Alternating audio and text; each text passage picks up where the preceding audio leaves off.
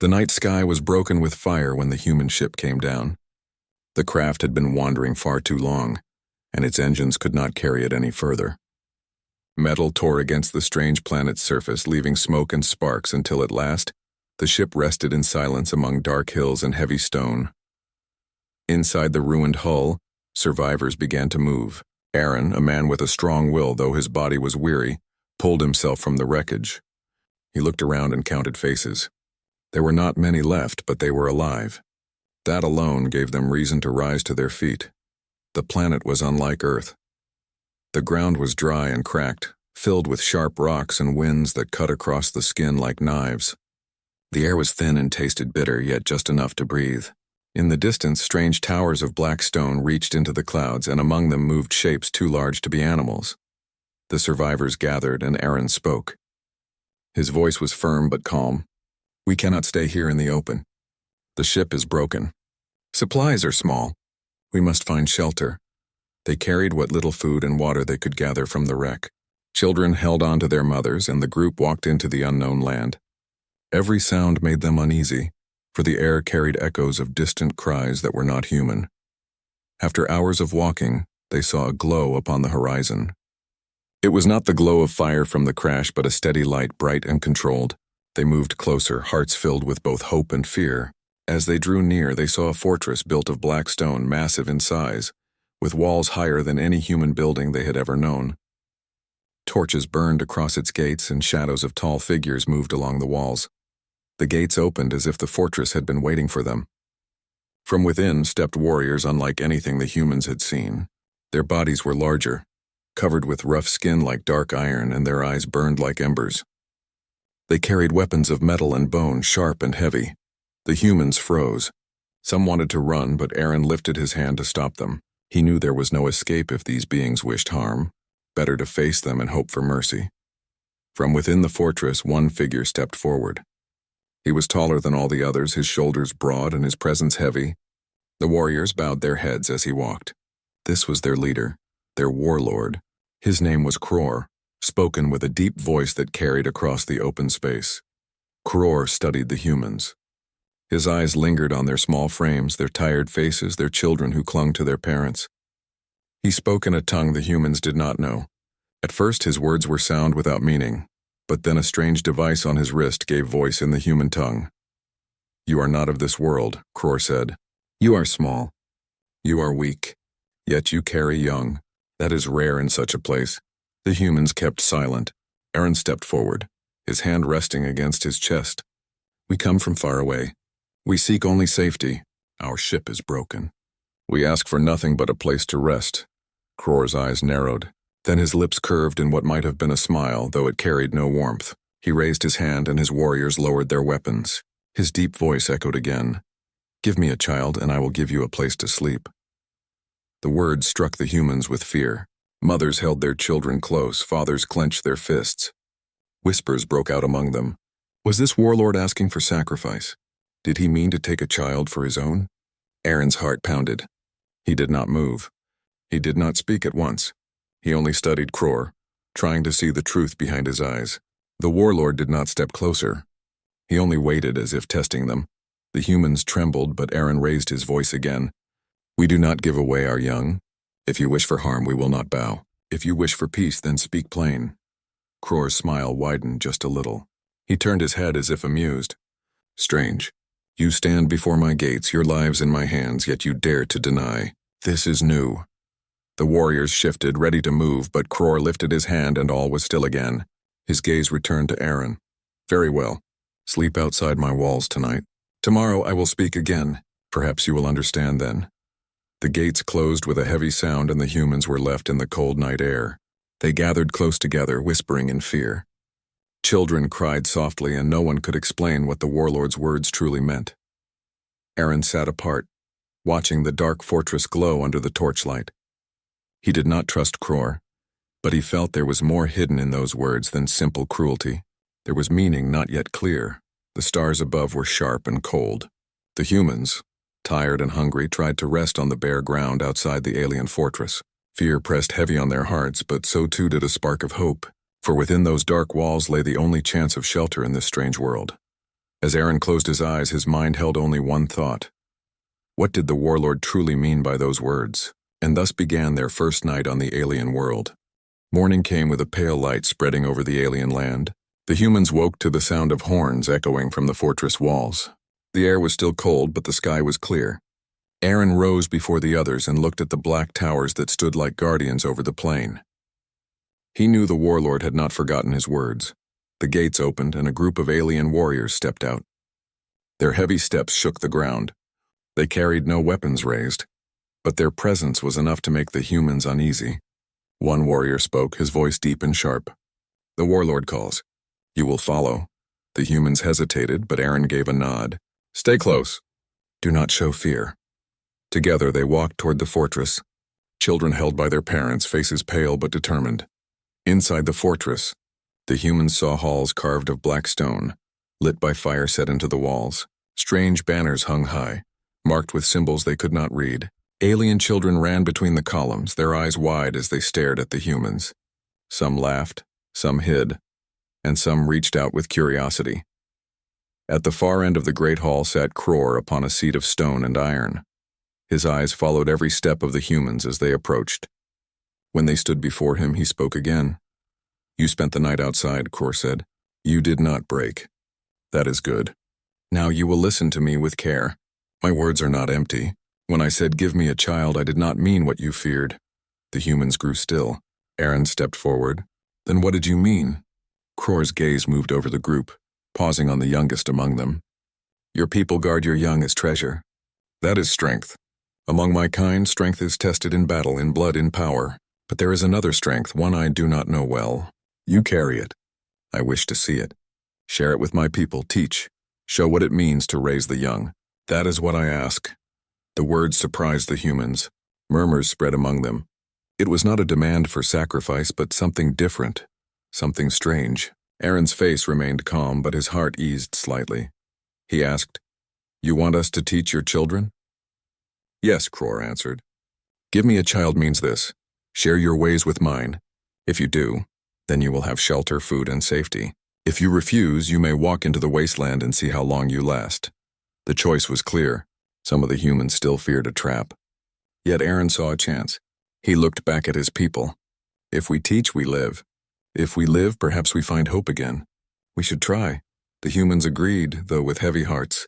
Cror called for his warriors to bring forth alien children. They came in groups, their eyes bright with curiosity. They were taller than human children, but younger in spirit, eager to learn. The humans began slowly. A woman named Mira showed them how to plant seeds in small soil pots carried from the ship. She spoke of Earth's gardens, and the alien children listened with care. A man named Ryan taught them simple counting games. The alien children repeated the numbers with strange accents, but their laughter filled the hall. Even Aaron took part, telling stories of old explorers who crossed seas with nothing but hope and courage. The alien children sat on the stone floor, listening as if the words carried light. Cror watched from his seat, his face hard, but his eyes sharp with thought. His warriors stood around, puzzled by the sight of their young laughing with strangers. Yet none dared to stop it, for Cror's command was law. As the days passed, the humans taught more. They sang songs of Earth, clapped hands, and showed the alien children how to work together in small groups. The children began to mimic these ways, and soon even the fortress halls echoed with strange mixes of human and alien voices singing together. For the first time since the crash, the humans felt less like broken wanderers and more like a people with purpose. Still, doubt remained in some hearts. Was Cror truly offering peace, or was he testing them for another reason? One evening after teaching, Cror called Aran to his side. The hall was empty, save for the two of them. "You are different from the others," Cror said. "You look at me without lowering your eyes. Why?" Aaron stood tall, though his body was weary. "Because if I look away, I cannot lead. My people must see strength even when I feel weak." Cror's lips curved again into that strange smile. "That is the strength I spoke of. Not in muscle, but in spirit. Perhaps your kind has something my kind has long forgotten." Aaron did not answer at once. He only thought of the children laughing, of seeds planted in small pots, and of songs echoing through dark stone halls. Perhaps this place, strange and dangerous, still held a path toward survival. Outside the fortress, the land remained harsh and wild. The wreck of the human ship still smoked in the distance. But within these walls, a new test had begun, one not of fire or battle, but of trust and teaching. The humans had given no child away. Instead, they gave their knowledge, their stories, and their hope. And in return, they had begun to find a place to sleep. The bargain was not yet complete. Greater trials would come, but for the first time since their crash, the humans felt that the future was not only fear, it might also be possibility. Days turned into weeks inside the dark fortress. What began as fear slowly changed into a strange rhythm of living.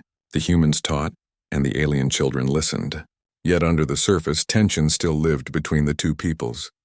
The humans were outsiders, and the fortress was still a place ruled by warriors who trusted only strength. One morning, the alien children gathered in the great hall, waiting for lessons. Aaron stood at the front with Mira and Ryan ready to begin. He had chosen a new task for them.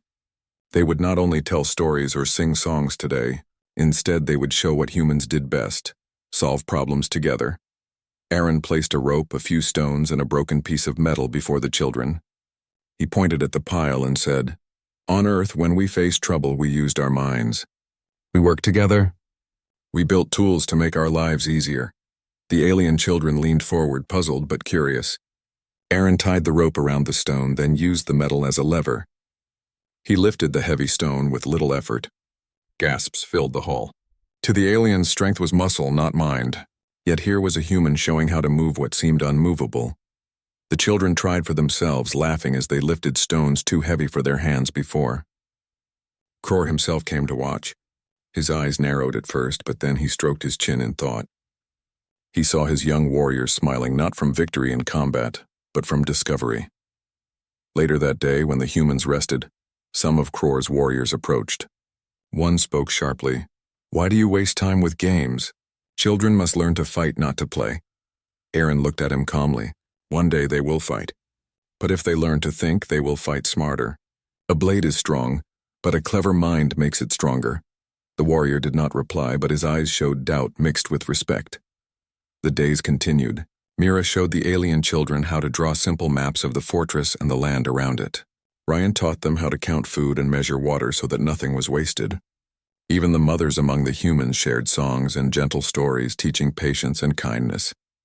The alien children began to change. Their voices softened when speaking to one another. They began to share instead of fight over small things. The warriors noticed and whispered among themselves. Some thought it was weakness. Others wondered if it was strength of another kind. One evening, Kror called Aaron again. They sat alone in the hall, firelight casting shadows on the walls. "My warriors speak of you," Kror said. "They do not all agree. Some think you weaken the young. Others see growth. Tell me, why do you waste your time teaching these things when you could beg for food and rest?" Aaron met his gaze. "Because survival is not only about today. If we live only for today, we will die tomorrow. But if we teach the young, they will carry hope beyond us. That is how humans have always endured." Kror leaned back on his stone seat. His face was unreadable, but his silence spoke of deep thought. The very next day, a test came. The fortress guards reported movement near the outer walls. Strange figures had been seen in the distance. They were from a rival clan, one that despised Kror's rule. The fortress prepared for possible battle. Fear struck the humans. They had no weapons, no strength to fight against alien warriors. But Aaron refused to let his people sink into despair. He gathered them and said, "We may not be strong, but we can still help. We will not hide. We will show that our minds can defend as well as swords." That evening, the humans worked with what little they had. They built small traps with rope and stone. They advised the alien warriors on how to watch the weak points of the walls. They drew maps of where an attack might come.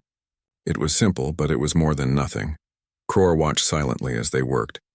His warriors at first laughed at the strange methods, but Kror ordered them to follow.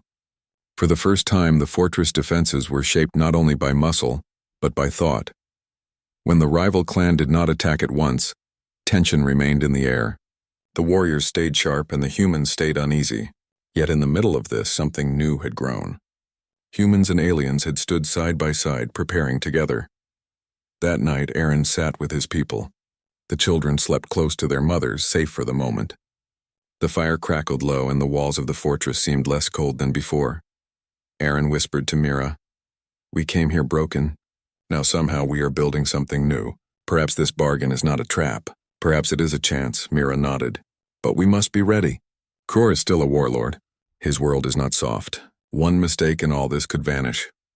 Aaron looked at the stars through a crack in the stone ceiling. Then we will not make mistakes. We will prove that humans can bring more than fear and struggle. We will prove that we belong. The fortress slept, but under its black stone, seeds of change had been planted. Not only in soil, not only in young minds, but in the hearts of warriors who had begun to wonder if there was more to strength than blood and battle. The true test, however, had only just begun. The days of uneasy peace did not last. Scouts returned to the fortress with grim news. The rival clan had gathered near the edge of the wasteland, building fires that could be seen from the high walls.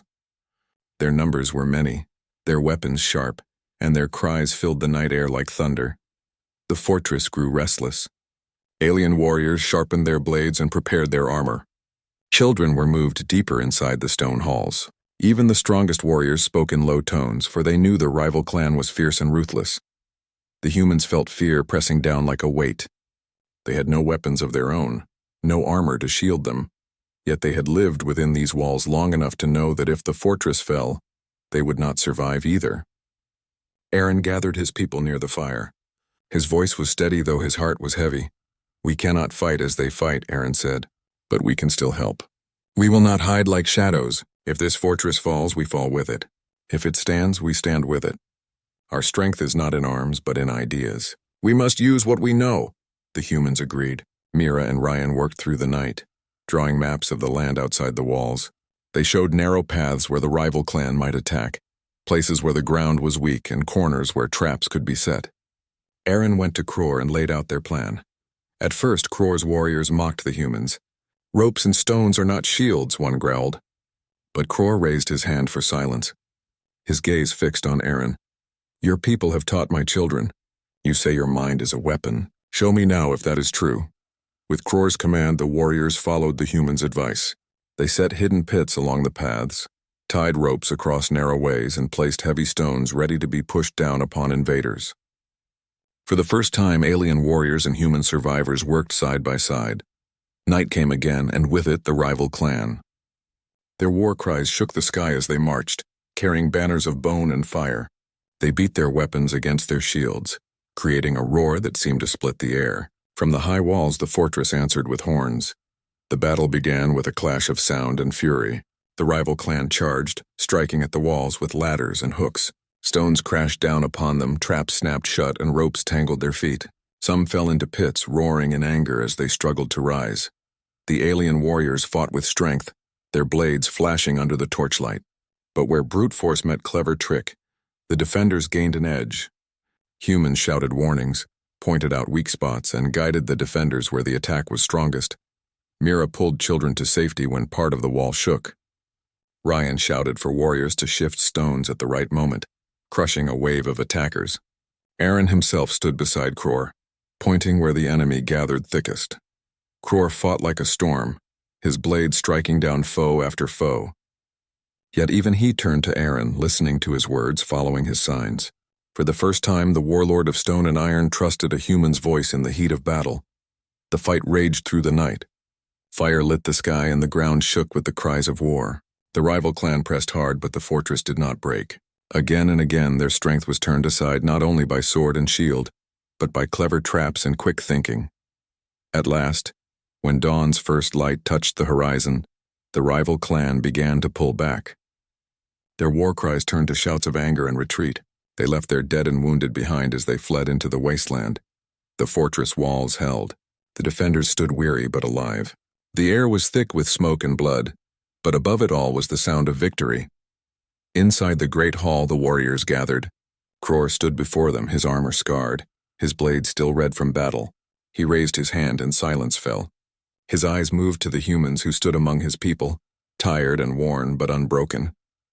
"This night," Kror said, his deep voice echoing, "we did not win by strength alone. We won because of them." He pointed to Aran, Mira, Ryan, and the others. "They gave us more than food or song. They gave us a new way to fight. They gave us victory." The warriors bowed their heads in respect. The humans stood in silence, humbled but proud. Aaron felt the weight of the moment. They had been strangers, feared and doubted. Now they had stood as allies and proved their worth. Later, when the hall was empty, Cror spoke to Aaron alone. His voice was low but strong. You came here broken. I thought you weak, but I see now your strength is not in your arms. It is in your spirit, in your mind, in the way you care for your young and teach even the smallest to grow. That is strength my people have forgotten. You have reminded us. Aaron met his eyes and answered simply, We only did what we know. We survive by helping one another. Alone we fall. Together we rise. Cror's face softened, and for the first time his smile was not sharp but true. Then you will not sleep outside my walls again. From this day you are part of this fortress. You are not guests. You are not prisoners. You are kin. Aaron felt the weight of those words. For the first time since the crash, the humans were no longer lost wanderers. They had a place, a people who accepted them, and a future not built on fear but on shared strength. The fortress, once cold and strange, had become more than stone. It had become home. But deep in Aaron's heart he knew this was not the end. The rival clan would not forget their defeat. New trials would come. Yet now the humans were ready to face them, not as weak outsiders but as part of something greater. The fortress walls still bore the scars of battle. Burn marks stretched across the black stone, and broken weapons lay scattered on the ground outside. The humans and the alien warriors had survived, but all knew the rival clan would not forget their defeat. Days turned into weeks. The humans no longer lived as strangers in the fortress. They shared food at the long stone tables, worked alongside the warriors to repair walls, and continued teaching the young. The alien children now sang human songs with their deep voices, and they played counting games that once seemed foolish to their elders. Aaron walked among them with a quiet pride. He had not sought power, yet his words were now respected as much as Cror's orders. Still, he knew their safety was not certain. The wasteland was wide and enemies were many. If the humans wished to remain, they had to give more than help in war. They had to show their true value. One evening, Cror summoned Aaron to the great hall. Fire burned high in the torches, and shadows danced across the walls. The warlord sat on his stone seat, his eyes thoughtful. You have given much already, Cror said, but I must ask again. When I said give me a child, I meant share your strength of spirit. You have done this. Yet there is more to prove. Can your way of teaching and guiding young ones truly change a people like mine? Or will it fade when war returns? Aaron understood. Cror was not only testing the humans, he was testing his own people. The fortress needed more than one victory to survive in a world ruled by endless battles. So the humans began a greater task. They did not only teach the children now, they taught the warriors as well. Mira showed them how to plan food storage so no army would starve in a long siege. Ryan demonstrated how to map not only land but the stars above, so they could guide themselves through the dark nights. Aaron spoke to groups of warriors about unity, about fighting not only with muscle but with trust. At first, many warriors resisted. They were proud and stubborn. Some mocked the lessons, saying no blade was sharpened by talk. But then came a test of a different kind. The fortress faced not an enemy army this time but the wasteland itself. A season of storms swept across the land. Winds howled, dust filled the air, and the sky turned red for days. Food stores were threatened and water ran low. The rival clan did not attack, but the storm was just as dangerous as any blade. It was then that the humans' teachings proved their worth again. The maps of water supplies kept them alive. The methods of storage kept the food safe. The unity between humans and aliens kept fear from breaking into panic. When the storm finally passed, the fortress still stood strong. The warriors looked at Aaron and his people with new eyes. No longer were they simply survivors from a broken ship. They had become builders of hope. Cror called a gathering in the great hall. All the warriors, mothers, and children filled the space. He stood before them, his deep voice carrying across the stone. When these small ones came from the sky, Cror began, I thought them weak. I thought they would beg and bow or die in the dust. But they did not. They taught us. They stood with us in battle. They saved our young, and they gave us new strength when storms came. They have done what I asked. They have given me a child, not one of their own flesh, but the gift of raising ours with new spirit. The hall grew silent. Every eye turned to the humans. Children smiled, warriors nodded, and even the hardest among them softened their gaze. Kror raised his hand and pointed to Aaron. From this day, these people are not wanderers. They are not guests. They are of the fortress as much as any born of stone. Their place is here beside us. A cheer rose deep and strong, filling the hall until the walls seemed to shake. The humans stood together, hearts full. For the first time since their ship had fallen, they were no longer lost. They had a home. Later that night, Aaron sat with Kror on the high wall of the fortress, watching the stars. The air was quiet after many days of noise. You kept your promise, Aaron said. You gave us a place to sleep. Kror's eyes glowed faintly in the starlight. And you kept yours. You gave me a child, not just one, but many. You gave me a future. Aaron looked out at the wasteland. It was still harsh, still filled with danger. But he no longer saw it as a prison. He saw it as a place where humanity's strength had planted roots, where hope had taken hold even in the darkest soil. The bargain had been strange, even frightening at first. Yet in the end, it had not been about giving away, but about sharing. Humanity's true power was not in weapons or numbers, but in the spirit to teach, to inspire, and to protect the young, whether human or alien. The fortress stood strong not only by stone and iron, but by something greater, the joining of two peoples through the simple act of giving. And in that place at last, the humans found rest.